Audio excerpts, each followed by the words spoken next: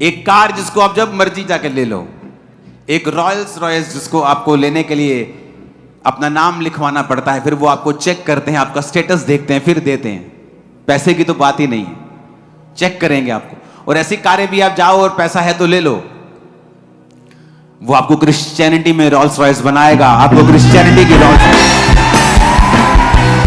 मैं आपको बता रहा हूं, अगर आप समझे स्पिरिचुअल चीजों की वैल्यू को, मेरा आज बिलीव है कि जो वचन परमेश्वर ने 31 नाइट को दिया था, उस वचन के रिगार्डिंग जो टीचिंग आपको आज मिलेगी पवित्र आत्मा के द्वारा, वो उन कार्यों को करेगी जो ह्यूमनली पॉसिबल नहीं है, जो सांसारिक दृष्टि से संभव नहीं है।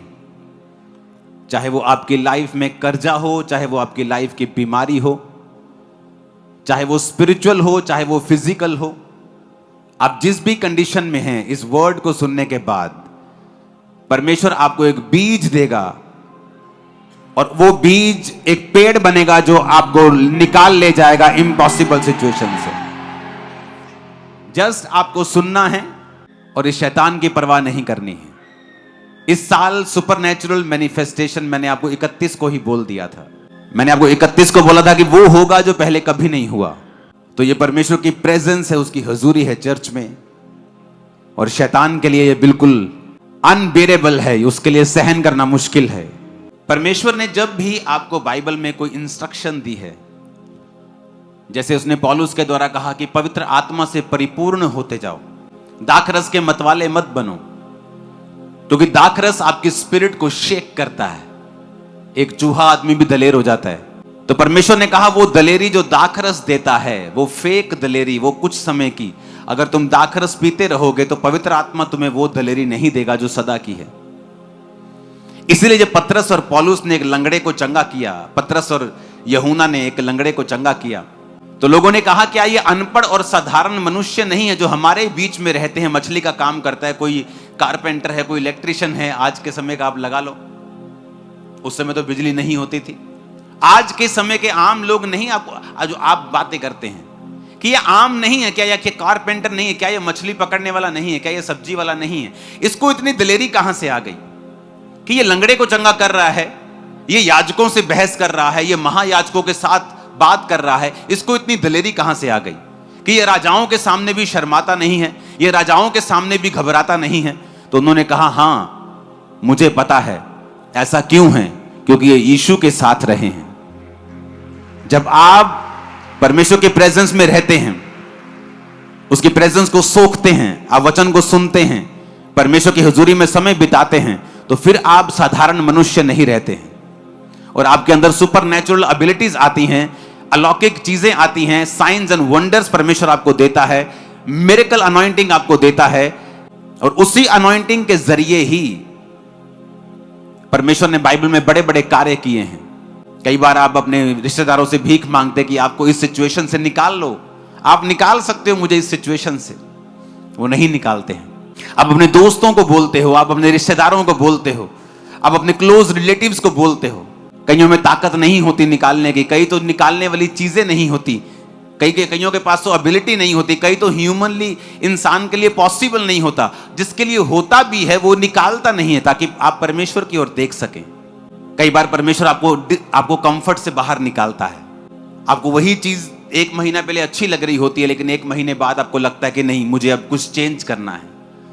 आपका कंफर्ट खराब होता है, वो कंफर्ट खराब नहीं हो रहा, परमेश्वर चाहता है कि आप अगले लेवल पर जाएं। दाऊद को 16 साल की उम्र में राजा बनने का मसा अगर दे दिया गया, क्योंकि वो टीन एज था, 15, 16, 13, 14, 19, 18 इतने का ही था वो। लिखा उसके मुंह पर लाली झलकती थी, वो बच्चों के समान सुंदर था। उसको जब मसा किया गया, क्यों परमेश्वर ने 30 साल की उम्र में उसे एक गोत्र का राजा बनाया और 37.5 साल की उम्र में सभी 12 गोत्रों का राजा बनाया, जिसका वायदा परमेश्वर ने उससे किया था। क्योंकि जब तक आपके पास वो ग्रेस नहीं है कि वो प्रोफेटिक वर्ड जो परमेश्वर ने आपके विषय में बोला है वो पूरा हो सके, तब तक आपको वो ग्रेस हासिल करने के लिए लगातार फाइट करनी होती है और परमेश्वर के संग चलना होता है। अगर परमेश्वर ने आपको कहा है कि मैं तुझे एक बड़ी चर्च दूंगा और आप बड़ी चर्च के जैसा अनॉइंटिंग और उसके जैसा कैरेक्टर और ग्रेस को नहीं पाते हैं परमेश्वर से, तब तक वो भविष्यवाणी हवा में ही लटकती रहती है। जब परमेश्वर आपसे वायदा करता है मैं तुझे कर्जे से आजाद करूंगा, मैं तुझे फाइनेंशियली ब्लेस करूंगा, तब हमें यह देखना है कि प्रभु की इच्छा है कि वो हमें फाइनेंशियली ब्लेस करना चाहता है। नेक्स्ट काम हमारा होता है टाइथ देना, हमें बीज बोना, जहां भी परमेश्वर के मिशनरी काम हैं वहां पर अपना हिस्सा देना। जब आप प्रोफेटिक वर्ड को पा लेते हैं, इसलिए पौलुस ने कहा तिमुथियुस को कि जो भविष्यवाणियां तेरे विषय में की गई हैं उनके अनुसार तू अच्छी लड़ाई को लड़। इसका मतलब भविष्यवाणियां अपने आप पूरी नहीं होती, उनके अनुसार फिर हमें लड़ाई लड़नी पड़ती है। अगर मुझे फाइनेंशियली ब्लेस होना है तो मुझे देखना होता है कि इस साल मेरे बीज मेरे पुराने साल के बीजों से कहीं अधिक होंगे। अगर मुझे आत्मा में बढ़ना है, मुझे देखना है कि मेरी प्रार्थना में मेक श्योर करूंगा कि 2025 से ज्यादा हो, मेरी डेडिकेशन 2025 से भी ज्यादा हो। नहीं तो वो सारी भविष्यवाणियां हवा में ही लटकी रहती हैं, वो कैंसिल नहीं होती, वो आपके रिस्पॉन्स का इंतजार कर रही होती हैं कि जो परमेश्वर ने आपके विषय में कहा है वो हवा में लटका रहेगा, लेट हो जाएगा जब तक आप उसके विषय में फाइट नहीं करेंगे। परमेश्वर ने कहा अब्राहम को कि 400 वर्ष के बीतने के बाद मैं अपनी प्रजा को छुड़ा के लेके जाऊंगा। तो वो कंफर्टेबल, तो उन्हें लगता था कि 400 साल जब हो जाएंगे तो परमेश्वर हमें छुड़ा लेगा। अभी तो 398 साल हुए हैं। जब 400 हो गए, 405 हो गए, 410 हो गए, वो भाई साहब परमेश्वर ने कहा है छुड़ा के लेके जाऊंगा, लेकिन तुम्हारा रोल ये था कि तुम प्रार्थना करते, तुम जाते और प्रभु से कहते कि परमेश्वर तेरे वचन में लिखा है, तूने कहा था कि तू हमें आजाद करेगा। उन्होंने प्रार्थना नहीं की तो परमेश्वर ने मुसीबतें डालनी शुरू की, राजा उनको तंग करने लगा, वो कंफर्ट से बाहर आए तो फिर प्रेयर करनी शुरू की और 430 साल के बाद परमेश्वर ने उन्हें आजाद किया। भविष्यवाणी 400 साल की थी, 430 की नहीं, क्योंकि आप बाइबल कहती है कि अपनी भविष्यवाणी को लेट कर सकते हो। जो योजना परमेश्वर की आपकी लाइफ में है उसे डिले कर सकते हो। बहुत सी ऐसी प्रचार के मैंने देखे जिनको परमेश्वर ने कहा था तुम मैरिज मत करना, लेकिन जब ऐसा लड़का मिला जो आत्मिक, होने लगा कि ये भी आत्मिक है, मैं भी आत्मिक हूं, हम दोनों मिलकर प्रभु का ही काम करेंगे, हम तो ऐसा करेंगे वैसा करेंगे, अपने मन को मनाने की कोशिश की, शादी कर ली, परमेश्वर ने यूज करना बंद कर दिया। चर्च में जाती थी, प्रचार करती थी, लेकिन परमेश्वर ने वैसा कभी इस्तेमाल नहीं किया जब तक उसने वो नहीं किया जो प्रभु चाहता था। भविष्यवाणियां आपके विषय में की गई हैं, बाइबल कहती है उनके अनुसार तू अच्छी लड़ाई को लड़, तू फाइट कर। अगर तू फाइट नहीं करेगा तो परमेश्वर उन योजनाओं को पूरा नहीं कर पाएगा तेरी लाइफ में। मेरा बिलीव है कि आज आप जो वचन सुनेंगे आपकी लाइफ को सेम नहीं रहने देगा। और याद रखो परमेश्वर ने कहा है कि इस साल आप सुपरनैचुरल मैनिफेस्टेशन को देखोगे। ऐसी मैनिफेस्टेशन होंगी, शैतान एकदम से जाहिर हो जाएगा, बिल्कुल लोगों को सपने आएंगे परमेश्वर के, अन्य जाति लोगों को परमेश्वर के सपने आएंगे, एंजल्स दिखाई देंगे। एक टेस्टिमनी को हम सुनेंगे। अपोस्टल जी, इस बहन का नाम अंजलि है और साथ में इनके मदर इन लॉ हैं और ये कलन और गुरदासपुर के रहने वाले हैं। इनकी मैरिज अक्टूबर 2019 में हुई थी। उसके बाद जब इन्होंने बेबी का सोचा तो ये प्रेगनेंसी नहीं कंसीव कर पा रहे थे। जो इनका पीरियड साइकिल था वो बिगड़ चुका था, 1.5-2 महीने बाद पीरियड्स आते थे, दवाइयाँ खाई तभी पीरियड आते थे, तो इसकी वजह से इनकी प्रॉब्लम बढ़ती जा रही थी। पापा जी ने मेरे ते ली हैंड की 25/6/2023 च ली हैंड की। फिर मैं घर चले गई। पापा जी ने जो सिर ते हाथ रखा मैं एकदम डिग गई, मेरा शरीर एकदम हौला हो गया, मैं एकदम जिदा मैं ठीक हो गई हाँ। फिर मैं जो घर गई हाँ, मैं 18 तरीक ਨੂੰ मैं डॉक्टर को गई हाँ। फिर मैं IVF करवाया उन्होंने को, पर उन्होंने मेरे पैसे ले हैंड करान तो पहला ਜਿਹੜਾ ਸੈਕੰਡ IVF ਹੋਣਾ ਸੀ ਉਹਦੇ ਲਈ ਤੁਸੀਂ ਬੁੱਕਡ ਸੀਗੇ ਤੁਸੀਂ? ਹਾਂਜੀ, ਡਾਕਟਰ ਨੇ ਤੁਹਾਨੂੰ ਬੁੱਕ ਕਰਕੇ ਡੇਟ ਦਿੱਤੀ ਹੋਈ ਸੀ ਕਿ ਲੈ ਹੈਂਡ ਤੋਂ ਪਹਿਲਾਂ ਕਿ ਸੈਕੰਡ ਤੁਹਾਡਾ ਹੁਣ IVF ਅਸੀਂ ਕਰਨਾ।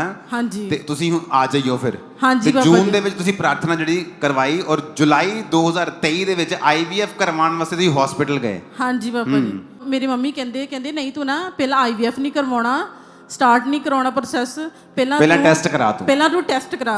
फिर उन्होंने मेरा अल्ट्रासाउंड किया, पर डॉक्टर को पता लग गया सी भी ये प्रैगनेंट आ। पापा जी फिर ना यूरिन टेस्ट करवाया तो यूरिन टेस्ट मेरे हस्बैंड कहते तू ना प्रैगनेंट आ। मैं एकदम शौक हो गई।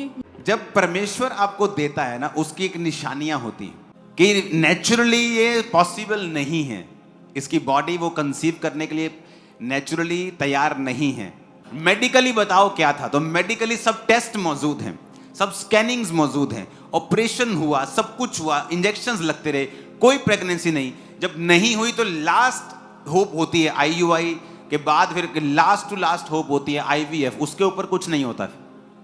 वो भी करवा के देख लिए, वो फेल थे, सेकंड आईवीएफ के लिए बुक थे। लेकिन जब ले हैंड हुआ, उसके बाद जब टेस्ट करवाया वो पॉजिटिव निकला, उसके बाद टेस्टिमनी सुनना क्या हुआ। और अपोस्टल जी उसके बाद जब 6 मंथ तक इनकी प्रेगनेंसी अच्छी चलती रही और 7th मंथ में प्रेगनेंसी में जब लेबर पेन इनको अचानक से स्टार्ट हो गई, तो हॉस्पिटल जब लेकर गए तो डॉक्टर ने इमरजेंसी डिलीवरी करने को बोला। और जब डिलीवरी हुई तो प्री मैच्योर बेबी जो था, बेबी बॉय पैदा हुआ। और बेबी को उस समय कितने ग्राम का बेबी था आपका जब पैदा हुआ? 1200 ग्राम का से। इमेजिन। अब आप कहेंगे ऐसा क्यों जब परमेश्वर ने दिया? यही निशानी है कि ये परमेश्वर ने दिया। क्यों? मैं बताता हूं क्यों, सुनो। जब आपकी बॉडी नेचुरली तैयार नहीं है कंसीव करने के लिए, और आपकी लाइफ में सडनली आप जब चर्च में आते हैं, आपकी स्पिरिचुअल लाइफ जब ग्रो करती है, आप एक तरह का एक रास्ता ओपन कर देते हैं। आपको पता है कि लोगों को लगता है कि स्पिरिचुअली मतलब कि ये बेवकूफ लोगों का काम है। आपको नहीं पता, जब आप स्पिरिचुअली ग्रो करते हैं, हेवन का वो वे ओपन होता है आपको छूने के लिए। इसीलिए जब चर्च में आप लोग आते हो, आपकी लाइफ में कोई प्रॉब्लम होती है, आपको बोला जाता है टेस्टिमनी सुनो, वचन को सुनो। आपको स्पिरिचुअली ग्रो करना है ताकि आपके लाइफ में जो वे है, जो रास्ता है, जो खुदा का दरवाजा है, वो खुले और परमेश्वर आपको छुए। अब प्रभु ने छू लिया, सेकंड आईवीएफ के लिए पैसे दिए हुए हैं, सब बुक्ड है, जस्ट टेस्ट करवाया तो पॉजिटिव आया, पॉजिटिव टेस्ट कराया तो प्रेगनेंसी निकली। अब प्रेगनेंसी जब हुई तो लेबर पेन स्टार्ट हुई। शैतान जब आपको देखता है कि इसने परमेश्वर की ओर से कुछ पाया है, वो उसको फाइट करता है। और 1200 ग्राम का, ये 1200 ग्राम मेरे हाथ में पकड़ा होगा सिर्फ, जस्ट इसका ये कवर वगैरह मिला के 1200 ग्राम का बेबी हुआ। लंग्स नहीं बने थे, इसके प्रॉपर नहीं बने थे, कोई गारंटी डॉक्टर्स नहीं दे रहे थे। हाँ जी बाबा। अपोस्टल जी इन्होंने एएनएम हॉस्पिटल प्रेयर लाइन के ऊपर बच्चे की प्रेयर रिक्वेस्ट को सेंड किया। और 9 जनवरी 2024 की बात है, प्रेयर माउंटेन से अपोस्टल जी आपने जूम ऐप के थ्रू बच्चे के ऊपर ले हैंड प्रेयर करी थी। उसकी वीडियो है हमारे पास। आपने स्पेशल नाम लिया बच्चे का और उसके लिए प्रेयर करी। Anjali, pre mature baby,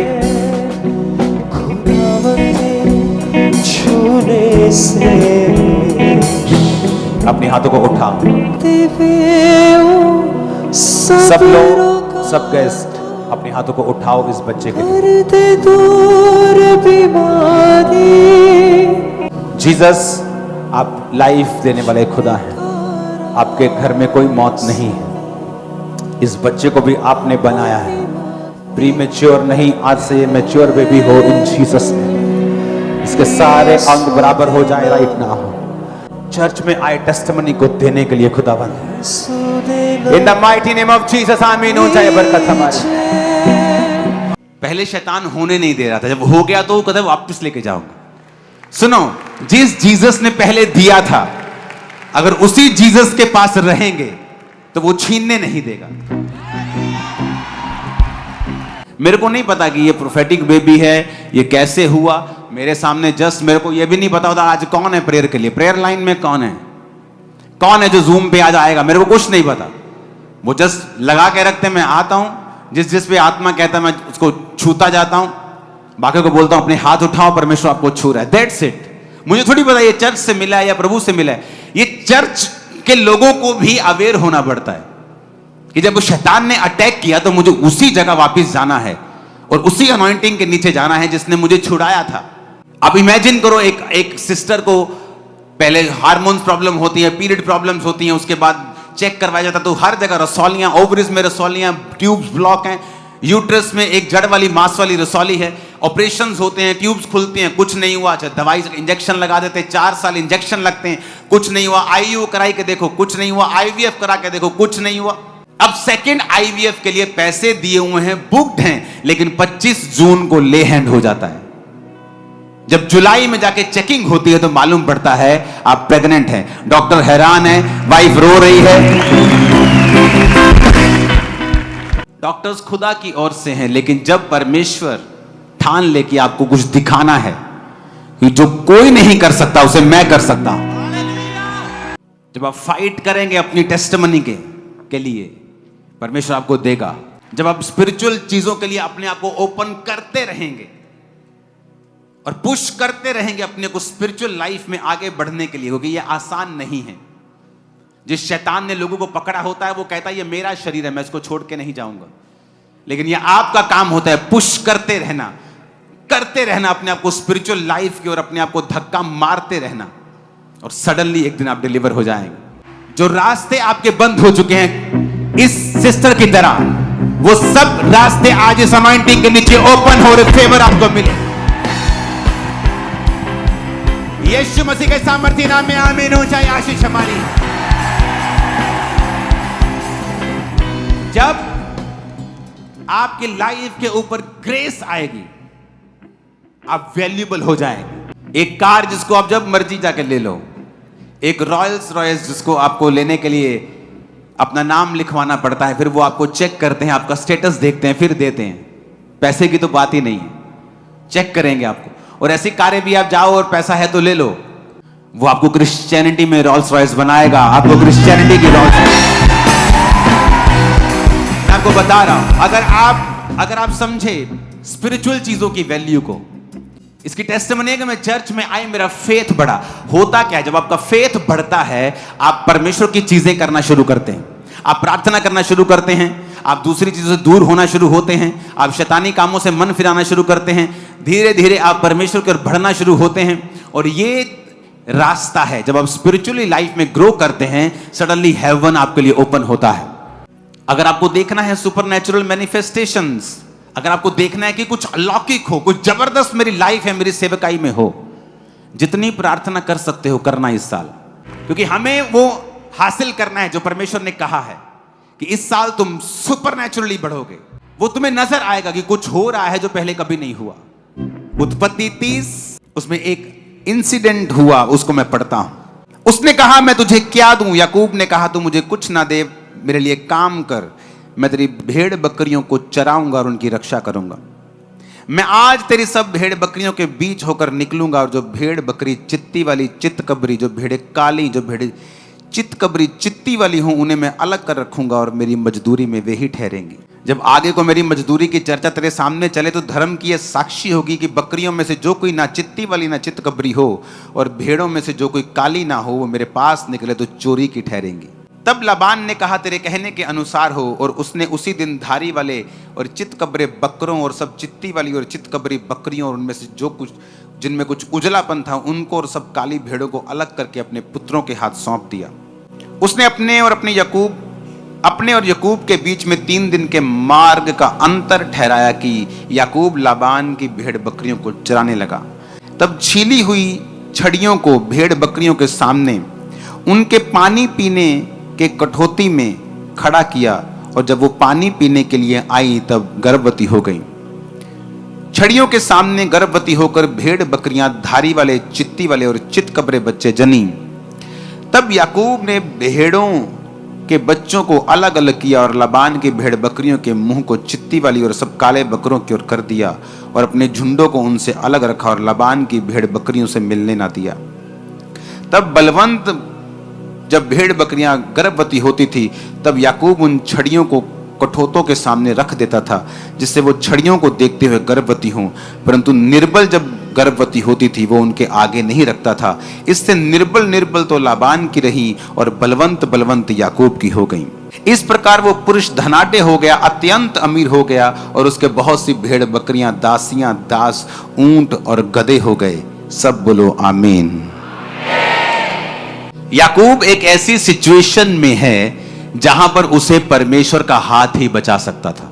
love marriage का चक्कर पहले उसने डाल लिया, जो उसका बाप आराम से शादी की और खुदा ने उसकी औरत को भेजा और वो ब्लेस्ड मैरिज में रहे। अपने बाप की गवाही को फॉलो ना करके लव मैरिज को लाइन को फॉलो करने लगा और 7 साल अपनी वाइफ के लिए सेवा की। जब 7 साल बाद भी उसकी बड़ी बहन उसको मिली और 7 साल फिर उसने अपनी वाइफ के लिए फिर सेवा की, और फिर जब जाने लगा तो 7 साल भेड़ बकरियों को फिर चराया, और फिर अभी भी उसका जो ससुर था उसको जाने नहीं देना चाहता था। अगर वो जाता तो उसकी फैमिली टूटती, उसकी वाइफ्स मानती चाहे ना मानती, उसे कुछ पता नहीं था। एक ऐसी सिचुएशन कि याकूब कुछ नहीं कर सकता था, हेल्पलेस था वो, बिल्कुल हेल्पलेस, कि इसमें मैं कुछ नहीं कर सकता हूं, प्रभु ही कर सकता है।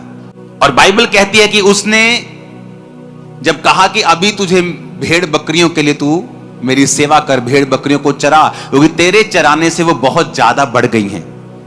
क्योंकि वो धर्मी था, और जब धर्मी को आप किसी काम को देते हो तो निशानी होती वो काम फलवंत होता है।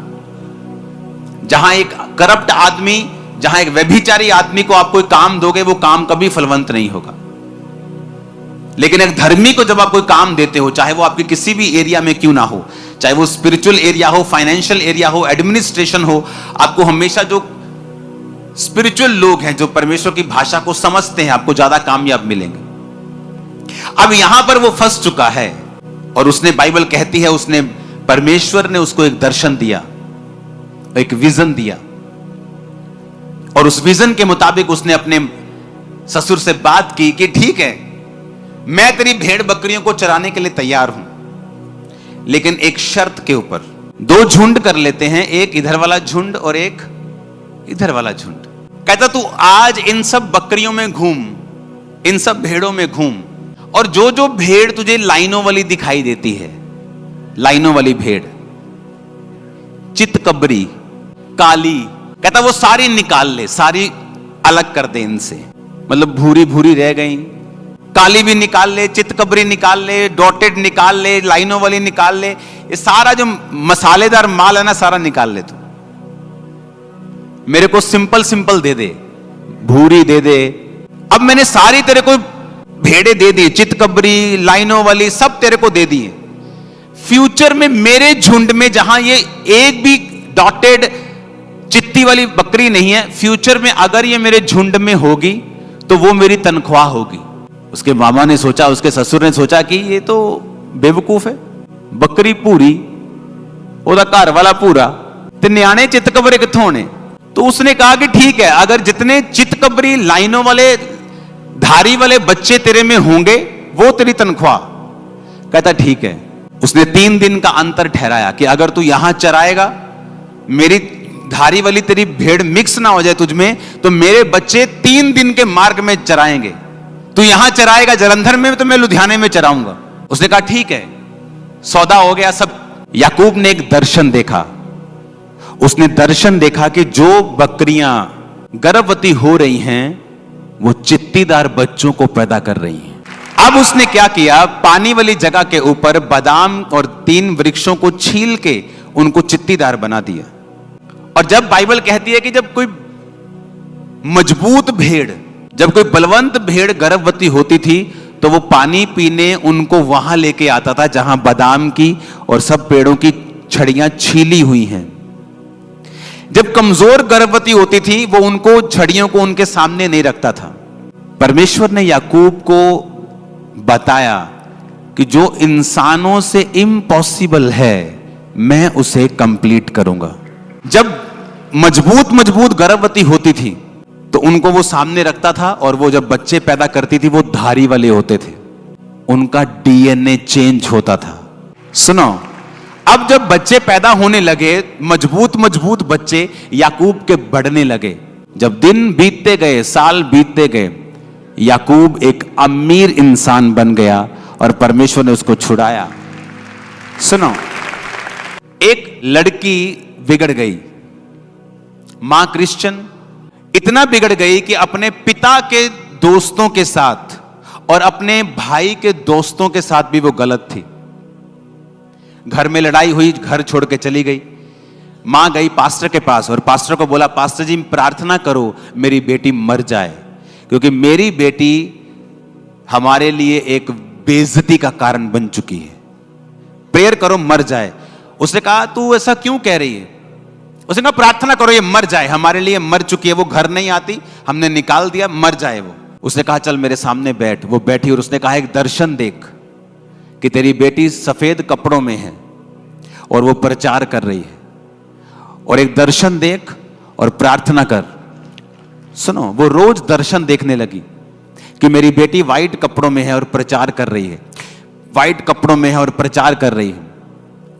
एक दोपहर को दरवाजे पे कोई नॉक करता है, उसकी बेटी अंदर आती है, और जैसे ही मां दरवाजा खोलती है, वो उसके लिए प्रार्थना कर रही थी, तो वो उसको गले लगा लेती है, और वो रोने लग जाती है, और वो कहती है कि मैं गाड़ी के नीचे आके सुसाइड करने जा रही थी, मेरे अंदर से आवाज आई कि अपनी मां को मिल एक बार। तो जब मैं आ रही थी मुझे यह था कि अगर मेरी मां ने मुझे स्वीकार नहीं किया तो मैं सुसाइड कर लूंगी। लेकिन जब वो अंदर आई, उसकी मां प्रार्थना कर रही थी विजन के साथ, दर्शन देखते हुए। आपको जो चाहिए फ्यूचर में, अपने दर्शन को फिट कर लो, और जब आप प्रार्थना में बैठते हो परमेश्वर को बोलो, प्रभु ऐसा होने दे जो मैं देख रहा हूं। आपको शायद मालूम नहीं है, ऐसा करने की पावर ऑलरेडी आपके अंदर है। ये पावर ऑलरेडी आपके अंदर है ऑलरेडी। आप कहां जाना चाहते हैं, कैसी सेवकाई चाहते हैं? मैं जैसी सेवकाई को देखता था दर्शन में और गैर भाषाएं बोलता था, वैसी कुछ ही महीनों में मेरे सामने होती थी। एग्जैक्ट, बिल्कुल वैसा ही वैसा। जितने लोग मैं दर्शन में देखता था और प्रेयर करता था, वैसा होता था। क्योंकि जब मैं ये जगत पैदा नहीं हुआ था, हम परमेश्वर की इमेजिनेशन में थे। हम ओरिजिनल नहीं थे। कहां थे? परमेश्वर के विजन में थे। हम असली तो नहीं थे। कहां थे? परमेश्वर के विजन में थे। उसने दर्शन देखा, इंसान ऐसा होना चाहिए, पृथ्वी ऐसी होनी चाहिए, पेड़ ऐसे होने चाहिए, जंतु ऐसे होने चाहिए, समुद्र ऐसा, पानी ऐसा होना चाहिए। और लिखा, फिर उसने कहा उजाला हो जाए। लेकिन पहले वो कहां था? उसके विचारों में, उसके दर्शन में। आप चाहते हैं आप हेल्दी रहें, आप चाहते हैं कि आपकी लाइफ में मिरेकल हो, दर्शन देखो, विजन देखो। आपके पास बेबी नहीं है, विजन देखो कि आप बेबी को खिला रहे हैं, बेबी आपके पास है, आप प्रेयर कर रहे हैं, आप गैर भाषा बोल रहे हैं, आप विजन देख रहे हैं। उसने कहा तू अपने कामों को यहोवा पर डाल दे, वो तेरी कल्पनाओं को क्या करेगा? सिद्ध करेगा। तेरी कल्पनाएं, तेरी कल्पनाएं, तेरी इमेजिनेशन। यानी एक क्रिश्चियन व्यक्ति के पास पावर है अपनी इमेजिनेशन को रियलिटी में बदलने के लिए। और वहां पे सेंस नहीं चलती। अब सेंस क्या है? ब्राउन गोट है, ब्राउन ही उसका हस्बैंड है, और बेबी चित्ती वाले पैदा हो रहे, धारी वाले पैदा हो रहे, चितकबरे पैदा हो रहे। पहले तो उसके ससुर ने बेवकूफ है, अब भेड़ वाइट है, सब वाइट हैं, तो बच्चे कैसे काले चिट्टे पैदा हो जाएंगे? लेकिन उसने कुछ देखा था। जलंधर में मैं गया एक जगह, तब मेरे पास 50-60 लोग आते थे, और मैं साउंड वाले के पास गया। जलंधर में बहुत बड़ा साउंड बनाने वाला आदमी। मैंने कहा मुझे साउंड चाहिए। कहता कितने? मैं कहा हजारों लोगों के लिए। कितने का आएगा? इतने लाख का। मैंने कहा अगर लोग इतने हो जाएं तो साउंड कैसे चलाते हो तुम लोग? ऐसे चलाते हैं। आपके पास कितने लोग आते हैं? मैं 50 लोग आते हैं। आप लाखों के बारे में क्यों पूछ रहे हो? क्योंकि वो कहां थे? यहां इमेजिनेशन में। और मुझे अंदर से मालूम था कि ये होगा, ऐसा होगा। अपने कामों को यहोवा पर डाल दो, तुम्हारी कल्पनाएं। अब उसने बैरियर नहीं लगाया कि बेटा 50,000 से ज्यादा कल्पना मत करना। कहा उसने मुझसे कहा कि 2 लाख से ज्यादा चर्च की कल्पना मत करना? नहीं कहा। हम परमेश्वर के बच्चे होने के बावजूद भी अपनी कल्पनाओं और इमेजिनेशन को बड़ा नहीं करते हैं। हम बड़ा नहीं सोचते हैं, बड़ी सोच के मुताबिक प्रार्थना नहीं करते हैं। उसने इम्पॉसिबल किया। देखो, उन भेड़ों के सामने उसने छील के रख दी छड़ियां। जब वो देखती गई वैसा ही होता गया। इमेजिन करो आप क्या हुआ होगा उस समय कि पवित्र आत्मा ने कैसे जो भेड़ें उन छड़ियों को देखती रही होंगी, अंदर परमेश्वर ने डीएनए चेंज कर दिया। देखो, सोचो, आज की साइंस के पास पावर नहीं है ऐसा करने की। अगर वो एक आध के साथ करेंगे तो मिलियन डॉलर लगता है 2000 की भेड़ में, कि तुम कर भी लोगे। 2000 की भेड़ है तो 9 करोड़ तुम ऊपर लगा दोगे उसके। और परमेश्वर एक भेड़ को फ्री में कर रहा है, सिंगल भेड़ को। और जो उसने नहीं किया कि जब कमजोर गर्भवती होती थी वो उनको पानी के सामने नहीं लेके आता था, उस पानी के सामने जहां पर वो छड़ियां छीली हुई पड़ी तो वो नहीं होती थी। आपके पास पावर है बाहर आने की। परमेश्वर की प्रेजेंस में बैठो, विजन्स को देखो, दर्शनों को देखो, अपने माइंड को उसको चौड़ा करो, थोड़ा उसे बड़ा करो, उसे परमेश्वर को समझो, उसने आपको पावर दी है इमेजिन करने की और उसे पूरा करने की ताकत भी पवित्र आत्मा के द्वारा उसने आपको दी है। अगर आप भी नहीं देखेंगे, अगर आप भी नहीं एक्सपेक्ट करेंगे, तो परमेश्वर कैसे करेगा? उसने आपको पावर दी है, उसने आपको इमेजिनेशन की पावर दी है। आप परमेश्वर की प्रेजेंस में बैठे हैं, आप इमेजिन कर रहे हैं, परमेश्वर मैं ये दर्शन देख रहा हूं, मैं ये विजन देख रहा हूं। आप बैप्टाइज हैं, आपने प्रार्थना की है, आप टाइदर्स हैं, आप पूरी तरह से परमेश्वर में चल रहे हैं, अपने आप को पूरी तरह से परमेश्वर के हाथों में आपने सौंप दिया है, अपने कामों को परमेश्वर पे डाल दिया है। कोई कंडीशन नहीं है, तू चंगा करेगा तो मैं आऊंगा, नहीं करेगा, सब कुछ आपने परमेश्वर के हाथों में सौंप दिया है, अपने कामों को यहोवा पर डाल दिया है। उसने कहा तेरी कल्पनाओं को मैं सिद्ध कर दूंगा, जो तेरी कल्पना में है, जो तेरी इमेजिनेशन में है, मैं उसे सामने रख दूंगा। आपको रिजेक्ट किया गया, आपकी बेइज्जती की गई, इमेजिन करो कि दुनिया आपकी इज्जत करेगी। इमेजिन करो, एक्सपेक्ट करो, सोचो, उन दर्शनों में उनको रखो, देखो फिर क्या होता है। इमेजिन किया, कर्म भी किया। मैंने इमेजिन किया, जब इमेजिन किया, प्रार्थना की, उस हिसाब से मैंने कर्म भी किया। एक दिन प्रार्थना करते वक्त, आज से 17-18 साल या 15 साल की ये बात होगी, प्रेयर करते हुए परमेश्वर का आत्मा मुझे दिखा रहा है कि इस जगह को तू बड़ा कर, एक्सपेंड कर। और मैं विजन देख रहा हूं, परमेश्वर ऐसा कर रहा है और मेरी लाइफ में ऐसा हो रहा है।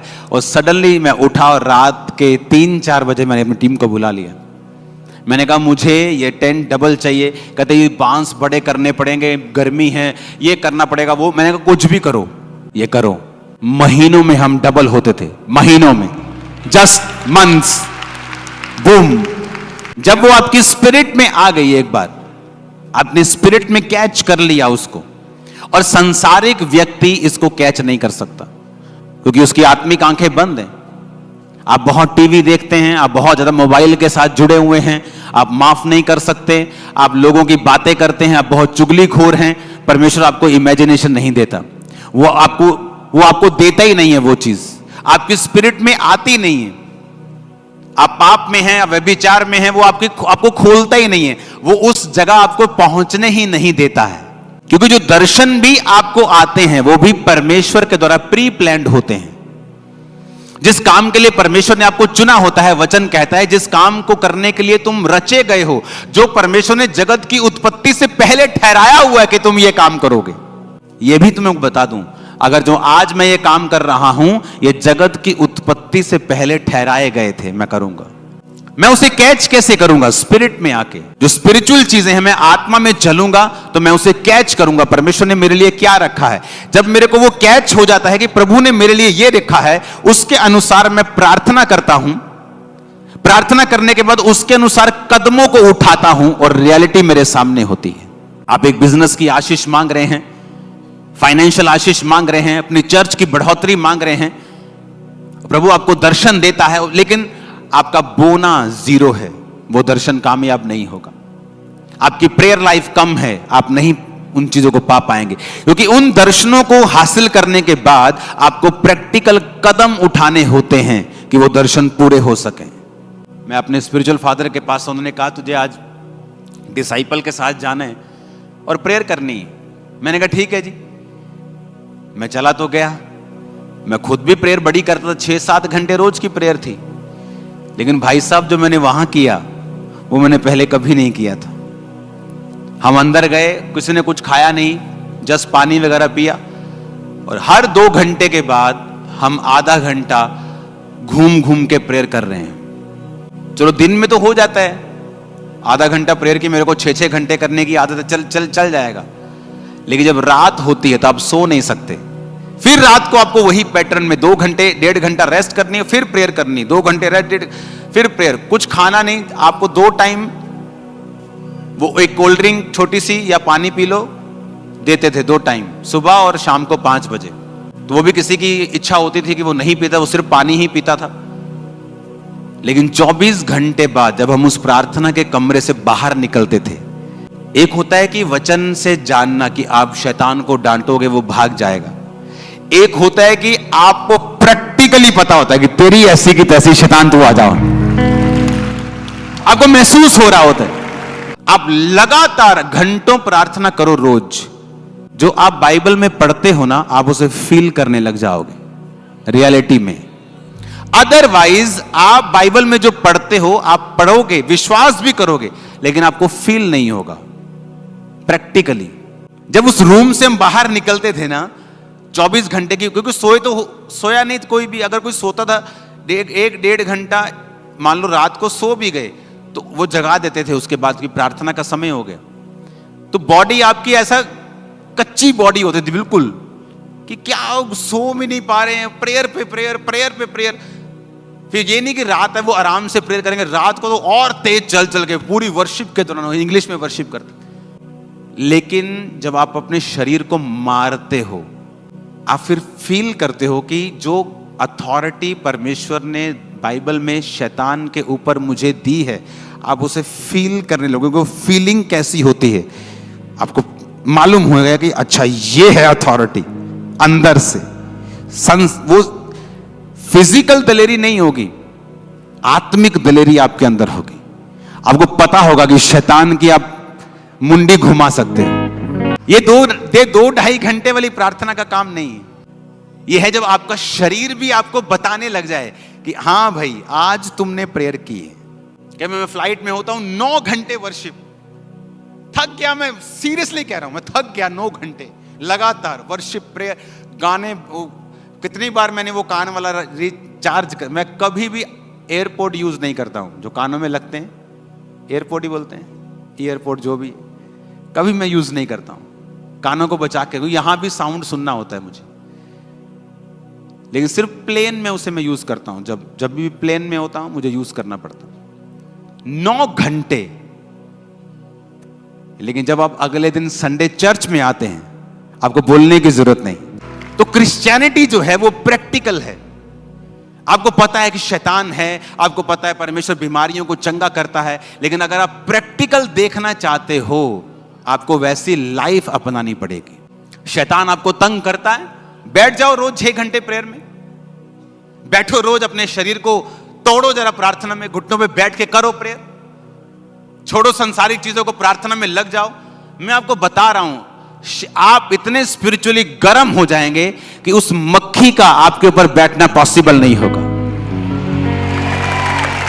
क्यों बैठा वो आपके ऊपर? जब बर्नल ठंडा है तो मक्खी बैठेगी, जब गैस खत्म कर दी, गैस बंद कर दी, मक्खी बैठेगी। आप उसे गर्म कर दो, मक्खी की औकात नहीं है बैठने की। आप स्पिरिचुअल लाइफ में गर्म हो जाओ, पाप को साइड पे कर दो, प्रार्थना करनी शुरू कर दो, आग में भरना शुरू। कितनी देर तक रहेगा? शैतान नहीं रह सकता गर्म आदमियों में, नहीं रह सकता। आपकी प्रेयर भी 0 है, आपकी प्रार्थना 30 मिनट की है, आपकी प्रेयर 1 घंटा भी नहीं है। आपको लड़ना शैतान से, वो शैतान जो 40 साल से आपका पीछा कर रहा है, जो सदियों से आपके पीछे चल रहा है, जो परिवार से आपके पीछे चल रहा है, आपको उसको हराना है 30 मिनट की प्रेयर से। आपकी प्रार्थना चाहे 30 मिनट की भी ना हो, शैतान आप पे अटैक नहीं कर सकता। लेकिन मैं उन लोगों की बात कर रहा हूं जो इससे ऑलरेडी जूझ रहे हैं। आप जब प्रार्थना करनी शुरू कर देते हैं, सडनली ये सारे बिब्लिकल वायदे आपके सामने जीवित होने लग जाते हैं। जो सिर्फ बाइबल में आपने पढ़ा, वो आपके सामने आपको जिंदा जिंदा सा लगेगा। अब वो कहानी नहीं लगेगी, आपको लगेगा ये सब जिंदा जिंदा सा है। जो मैं पढ़ रहा हूं ना, ये जीवित है, सब कुछ होगा ये सब कुछ। मैं नहीं जानता आप समझ पा रहे हैं कि नहीं समझ पा रहे, लेकिन वो तभी होगा जब आप इस पोजीशन में होंगे कि आपने अपने आप को पूरी तरह से समर्पित कर दिया परमेश्वर के सामने। सडनली आपके विजन चेंज हो जाएंगे, आपकी सोच बदल जाएगी, आपका डर खत्म हो जाएगा, शैतान का जो अटैक है वो खत्म हो जाएगा। आपको मालूम होना शुरू हो जाएगा कि हाँ, वाकई में ही जो मैंने पढ़ा है, जो मैंने सुना है, वो वाकई में होता है। आपको अंदर से महसूस होगी ये चीज। सबसे बड़ी फाइट आपकी शैतान से नहीं है, आपके शरीर से है, उसके बाद फिर शैतान से। जिस दिन आपने शरीर वाली फाइट जीत ली, आप शैतान वाली उसी दिन जीत जाओगे। ये फाइट शरीर से है आपकी। जब शरीर जीत लिया, शैतान को पता है ये आदमी बिना शरीर को जीते मुझे कमांड कर रहा है। उसे पता है आपकी स्पिरिचुअल लाइफ क्या है। जिस दिन आप शरीर जीत लोगे, शैतान को जीत लोगे, वो आपको निकम्मा लगेगा, छोटा लगेगा, बौना लगेगा। इस मंगलवार को 5 बजे शाम को प्रेयर स्टार्ट करते हैं। मीटिंग चाहे हम ऑनलाइन लेट करें, लेकिन 5 बजे प्रेयर स्टार्ट करते हैं। ओके, सुबह खत्म करेंगे। बैठो जरा, आ जाओ, देखेंगे क्या होता है। आमीन। आपको मालूम होगा प्रैक्टिकली, अच्छा जीवित लगेगा आपको सारा माहौल। अब वही दिक्कत आपको डर नहीं लगेगा, वही समस्या आपको डर नहीं लगेगा, क्योंकि आपने प्रेयर लाइफ को इंप्रूव किया है। अपने हाथों को उठाओ, खुदा से कहो आज मुझे पवित्र आत्मा से भरना है और एक ऐसा जीवन पाना है जो पूरी तरह से आत्मिक हो।